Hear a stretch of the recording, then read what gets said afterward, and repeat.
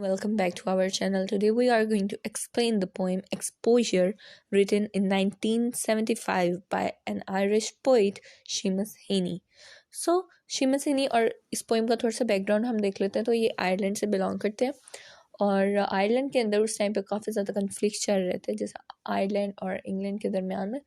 और आयरलैंड के अंदर भी सिविल वॉर्स थी क्योंकि प्रोटेस्टेंट एंड कैथलिक्स दो डिफरेंट ग्रुप्स डिवाइड हो चुके। तो प्रोटेस्टेंट कह रहे थे कि हमें इंग्लैंड के अंदर के एम्पायर, ब्रिटेन एम्पायर, उसके अंदर आना है।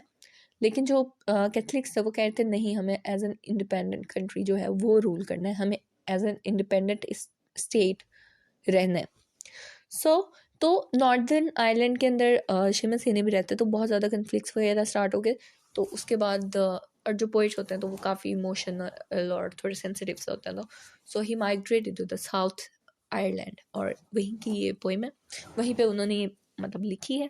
So let's continue with the explanation. It is December in the club. Elders stripping birches, inheriting the last light, the ash tree, cold to look at. वो बता रहे हैं कि दिसंबर का टाइम है और विकलॉफ जो कि काउंटी है साउथ ऑफ डब्लिन आयरलैंड के अंदर, माउंटेनियस एरिया है और दिसंबर यानी ठंड है बहुत ज़्यादा। एल्डर्स स्ट्रिपिंग, एल्डर्स एक टाइप ऑफ या नेम ऑफ ट्री है जो कि बहुत ज़्यादा ऊंचे और लंबे होते हैं और वो ड्रिप कर रहे हैं, नीचे को लटक कर रहे हैं, ड्रॉप आफ्टर ड्रॉप, जैसा रेन जो है ना उनके ऊपर से कतरा कतरा कतरा करके नीचे गिर रही है। पर्चेस यानी branches, inheriting the last light, और उसमें से भी ग्लो क्या कर रही है, आखिरी रोशनी। The ash tree cold to look at. अब वो क्या कह रहे हैं, अब सर्दी का मौसम है लेकिन फिर भी एक आखिरी, बेशक सूरज की जो रोशनी है बहुत ज़्यादा डिम हो चुकी है, लेकिन वो आखिरी रोशनी भी एश ट्री को लाइट अप कर रही है, जिसकी तरफ वो देख रहे हैं। कैसा ट्री, जो कि ठंडा पड़ चुका है, कोल्ड है, ऐसा लग रहा है जैसा मर चुका है, लेकिन फिर भी एक उम्मीद की किरण उसके ऊपर गिर रही है सूरज की रोशनी की सूरत में। एश ट्री एक ऐसा ट्री होता है जिसका असल बोटेनिकल जो नेम है उसको कहते हैं फ्रेक्सिनस। और या A comet that was lost should be visible at sunset. Those million suns of light, like a glimmer of rose and rose head. असल में पोइट अपनी एग्जिस्टेंस के बारे में या अपनी सेल्फ इमेज के बारे में, अपना जो पर्पस है उसको फाइंड आउट करना चाह रहे हैं। अब सिनेरियो या जो इन्वायरमेंट है वो उसके अगेंस्ट है पोइट के, लेकिन जो पोइट होते हैं ना वो इन्वायरमेंट के अगेंस्ट भी, हिंड्रेंसेस के बावजूद भी वो अपना जो रास्ता होता है उसके ऊपर चलते रहते हैं अनफेवरेबल सिचुएशंस के अंदर भी, जिस तरह के पोइट है।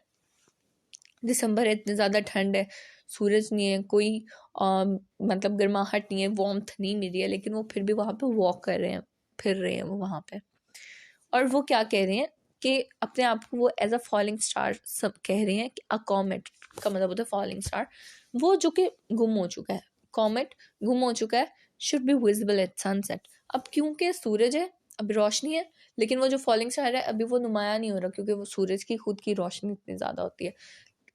दिन में भी तारे टूटते हैं लेकिन हमें नज़र रात को आ रहे होते हैं सनसेट होने के बाद। तो वो कह रहे हैं कि इसी तरह जो फॉलिंग स्टार है वो लग रहा है कि लॉस्ट हो चुका है, लेकिन वो विजिबल कब होगा, जब बिल्कुल अंधेरा हो चुका होगा। और those million tons of light like glimmers of horse and rose hips. अब वो क्या कहते हैं, जो सूरज है, सन है, उसकी जो अपनी लाइट है वो मिलियंस ऑफ टन्स के लाइट के बराबर है। और जो फॉलिंग स्टार या कॉमेट है जो, या फिर वो खुद पोइट जो हैं, वो खुद किस तरह है, जिस तरह के एक रोज़ हिप्स असल में बेरी लाइक फ्रूट होता है जो कि रोज़ बुशेस के ऊपर होता है। तो उसकी जो स्किन होती है ना बहुत ज़्यादा, उसका जो टेक्सचर होता है वो शाइनी सा होता है। तो कहते वो इसी तरह कि बहुत ज़्यादा रोशनी में वो एक फ्रूट है जो शाइन कर रहा है, तो मतलब ना होने के बराबर है, ना नज़र आने के बराबर। And I sometimes see a falling star. If I could come on Metroid instead of walk through damp leaves, hush the spent flukes of autumn. वो क्या कहते हैं कि मैं कभी कभार देखता हूँ ना फॉलिंग स्टार को, तो मैं सोचता हूँ कि काश मैं भी मेट्रॉइड के ऊपर बैठ के आऊँ। यानी कि एक फॉलिंग स्टार, जो कि फॉलिंग स्टार अपने आप को कह रहे हैं ना, जो कि कब नज़र आएगा, जब बिल्कुल होप ख़त्म हो जाएगी ना, अंधेरा आ जाएगा, तो वो चमकेगा। एक होप की वो जो रे है, ये रे ऑफ होप है, जो एक उम्मीद की किरण है, वो बन के सामने आएंगे। लेकिन वो क्या कर रहे हैं, वो डैम्प लीव्स के ऊपर इस टाइम पे चल रहे हैं, गीले पत्तों के ऊपर चल रहे हैं। छाल जो होती है, हस्क असल में कहते हैं, वो जो आउटर लेयर होती है ना दरख्त की, वो गिर जाती है, यानी जो पुरानी हो जाती है उसको शेड आउट कर देते हैं ताकि एक नई जो लेयर है वो ट्रंक के ऊपर जो लेयर होती है वो आ जाए। तो वो उसके ऊपर से वो ऑटम का एटमॉस्फेयर दिखाया है कि यानी कि पत्ते गिर रहे हैं और वो छाल नीचे गिरी हुई। तो और वो गीले पत्तों के ऊपर चढ़ रहे हैं, हंस के ऊपर चढ़ रहे हैं, और फ्लूक्स होते हैं, फ्लैट इंसेक्ट्स होते हैं, वॉर्म होते हैं जो कि ऑटम में निकलते हैं और वो शेल्टर ले लेते हैं पत्तों के नीचे। तो वो कह रहे हैं कि मैं उनके ऊपर चढ़ रहा हूँ। Imagining a hero on some muddy compound, his gift like a sling stone will for the desperate. अब हीरो यहाँ पे उन्होंने अपने नेबर को कहा है जो कि बोल्ड एंड ब्रेव है। अब वो क्या कहते हैं कि अपने जो मेरे नेबर्स हैं वो बहुत ज़्यादा पावरफुल है, बहुत ज़्यादा ताकतवर है, लेकिन वो वो फीलिंगलेसनेस ही उनके अंदर आ गई है। और इस तरह ही है जिस तरह के जंग चल रही है मडी कंपाउंड के ऊपर, और लेकिन उनके पास क्या है, गिफ्ट है, एक टैलेंट दिया गया है। कौन सा टैलेंट? एक स्लिंग स्टोन लाइक अ गुलेल, जो लाइक अब स्लिंग स्टोन गुलेल यानी कि वेपन है उनके पास ये पावर है वेपन्स की। तो उनको वर्ल्ड यानी रोटेट करना चाहिए, उसको यूज़ करना चाहिए, किस लिए? पॉजिटिविटी के लिए, for the constructive purpose, not for the trouble and the distress of their neighbours. अब नेबर यहाँ पे ये नहीं कि साथ वाला घर ही, नेबर्स का मतलब बाउंड्रीज के साथ जो मिल रहे होते हैं नेबर्स, उनकी बात हो रही। तो कहते हैं कि जो हमारे नेबर्स हैं उनको खुदा ने इतनी ताकत दी है, उनको अगर वेपन्स उनको चलाने का एक हुनर दिया गया या उनको गिफ्ट दिया गया, वो हीरो है, वो ब्रेव है, तो उनको चाहिए कि अपने नेबर्स को वो प्रोटेक्ट करें, ना कि उनको तबाह करें। उनको कंस्ट्रक्टिव पर्पसेस के लिए अपना वो जो स्किल है उसको इस्तेमाल करना चाहिए। हर चीज़ के दो पहलू होते हैं, अच्छे या बुरे, आप कोई भी इस्तेमाल कर सकते हैं। तो वो कहते हैं कि यहाँ पे थोड़ा सा डिसअपेयर शो कर रहे हैं, और वो कह रहे हैं कि काश हो जाता है इस तरह।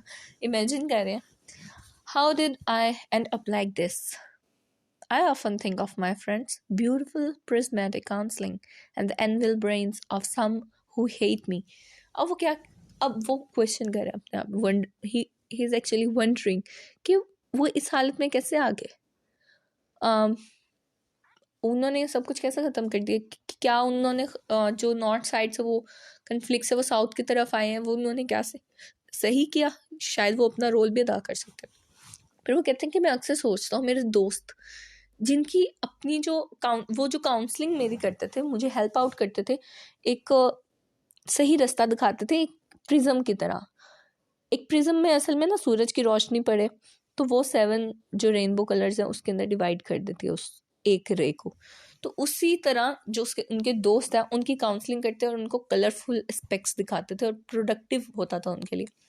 और इसी तरह उन्होंने कहा है कि जो मेरे एनविल ब्रेन्स यानी मेरे जो क्रिटिक हैं, जो मुझे नफ़रत करते हैं, वो भी असल में उनके लिए उनके जो कमेंट्स होते थे या ओपोनेंट्स के जो कमेंट्स है या क्रिटिक होता था, वो भी उनके लिए एज अ पॉजिटिव काम करता था, उनकी पर्सनैलिटी को ग्रो करने के लिए, उनकी पर्सनैलिटी को ग्रो करने के लिए।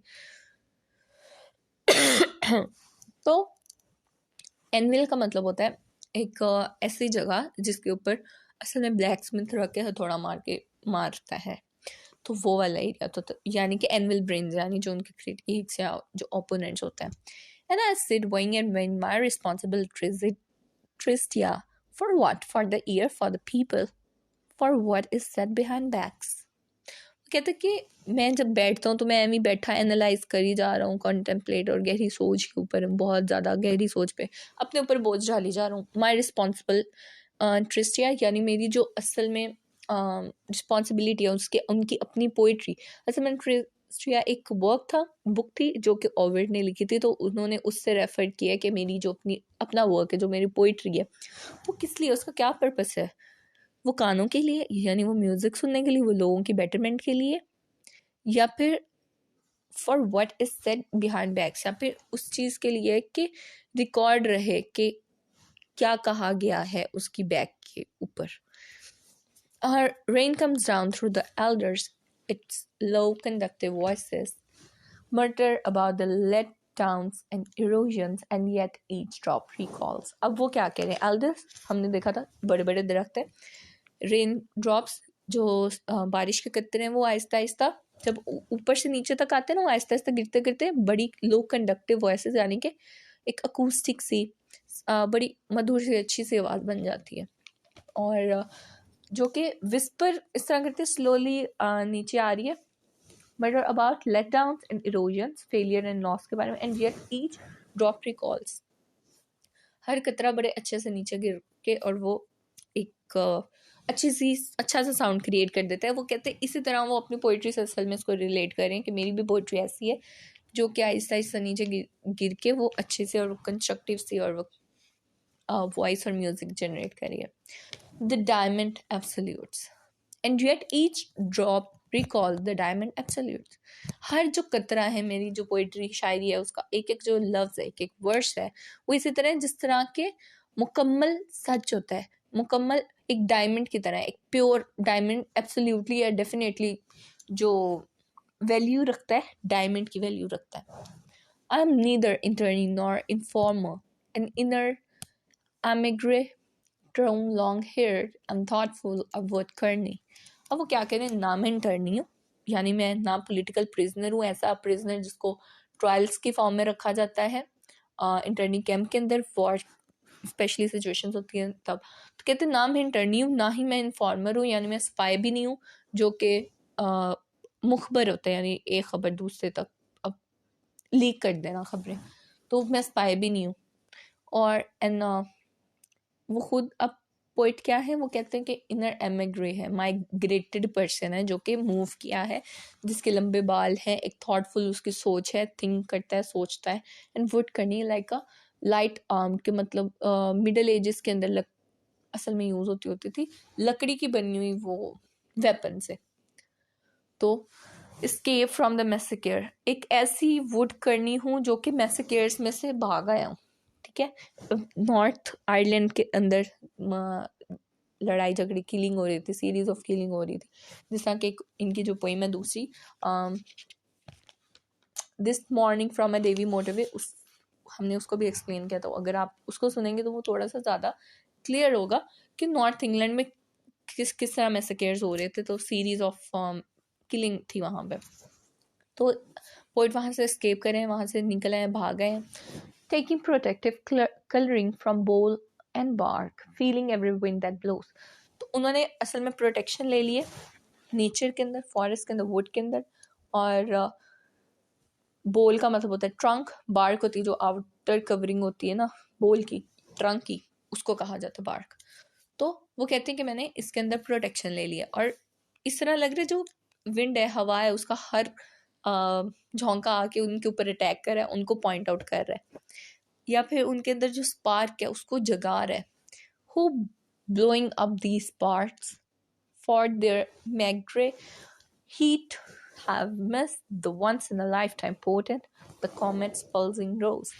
तो वो बात करें कि कौन है जो इसको आके मेरी पोएटिक जो वर्सेस है उनको आके हवा दे रहा है, उनको ब्राइटन अप कर रहा है, उनको निखार दे रहा है। फॉर द मेग्रे, जो डिक्रीजिंग एक हीट है उसको बढ़ाने के लिए। Have missed the once in a lifetime portent, जो कि एक उनके लिए पूरी ज़िंदगी की अचीवमेंट हो सकती थी। हो सकता था वो अपना जो role as a poet play कर सकते थे, वो ट्रबल सम सिचुएशन जो डिवास्टेटिंग या वॉर लाइक सिचुएशन उनके अंदर बहुत अच्छे इफेक्टिव वे के अंदर वो सामने आ सकता था। और वो एक कॉमेट की तरह, द कॉमेट्स पल्सिंग रोज, एक कॉमेट की तरह, एक टूटते हुए तारे की तरह वो शाइन कर सकते थे। So it's all about the poem. कहा जाता है कि great literature produce by warriors not shepherd's. जो वॉरियर्स होते हैं मतलब जब इस तरह की सिचुएशन चल रही हो तो उस टाइम पे बहुत ज़्यादा लिटरेचर जो होता है वो सामने आता है, ना कि वो जो कि बड़ी पुरसकून से ज़िंदगी गुजार रहे होते हैं। तो उस टाइम पे इस तरह का बड़ा हमें देखने को नहीं मिल पाता। और जब सिचुएशन इतनी डिवास्टेटिंग या ट्रबल सम होती है ना, तो पोइट जो होती है ना, वो जो कर सकते हैं वो उसको कंटिन्यू रखते हैं, वो लिखना नहीं रुकते, वो लिखते रहते हैं, और वो अपनी मेंटल जर्नी के साथ साथ चलते रहते हैं, और वो एक राइट डायरेक्शन के अंदर लिखते हैं, एक अपना क्रिएटिव रोल अदा कर रहे होते हैं, कंस्ट्रक्टिव पर्पसेस उनके अपने होते हैं। और क्योंकि वो इमोशनल साइड जो है वो देखते हैं, और उनको ये वॉर्स और ये सब कुछ सिचुएशंस होती है ना, हर कोई भी सिचुएशन हो उनके ऊपर बहुत ज़्यादा इफेक्ट करती है, सेंसिटिव होते हैं, जो राइटर्स होते हैं, जो लिटरेचर लिखने वाले लोग होते हैं, कहानी लिखने वाले होते हैं या पोइट्स होते हैं. So it's all about this. And so that's all. If you like the video, please like, comment and share it. Thank you so much.